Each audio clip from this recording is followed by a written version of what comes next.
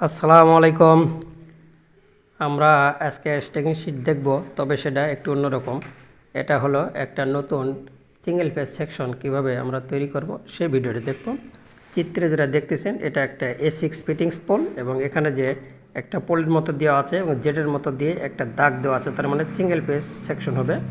এই যে single page যদি সেকশন হয় এভাবে দিবেন, এটা একটা ফিউজের চিহ্ন, ঠিক আছে।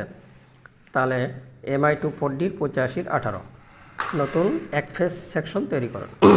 আমরা এখন লিখব যে সাবস্টেশন নাম্বার, ফিডার নাম্বার, কোন থানা মির্জাপুর, ইউনিয়ন হলে লিখলাম বানাইল, দেওপুর, দেওরা গ্রাম, এমডি আব্দুর রব শিট করলো, কোন ধরনের লাইন, এটা সিঙ্গেল পেজ লাইন আর নিউট্রাল আছে এখানে।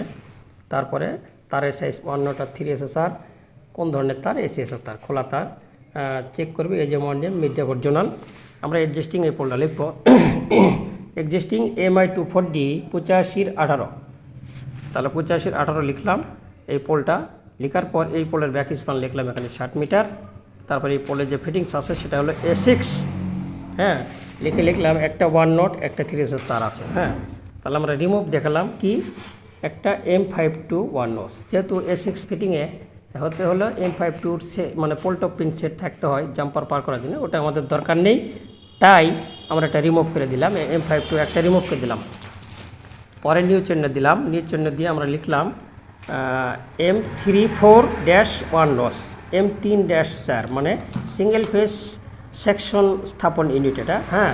তার সাথে আমরা D16 তার 4 মিটার দিলাম, এই 6.02 মানে ফিউজ দিলাম একটা 20 অ্যাম্পিয়ারের, M53 কানেক্টর 4টা ধরাইলাম। এখন লিখলাম দেওরা পূর্বপাড়া সিঙ্গেল ফেজ সেকশন তৈরি করুন।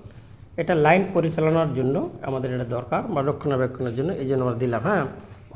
তে শিট করলো কে, তার নাম ঠিকানা দিয়ে স্বাক্ষর দিয়ে দিবেন। এভাবেই নতুন সেকশন তৈরি করতে হয়, ঠিক আছে। ধন্যবাদ, ভালো লাগলে শেয়ার করবেন, পাশে থাকবেন, ইনশাল্লাহ আরও পাবেন। ধন্যবাদ।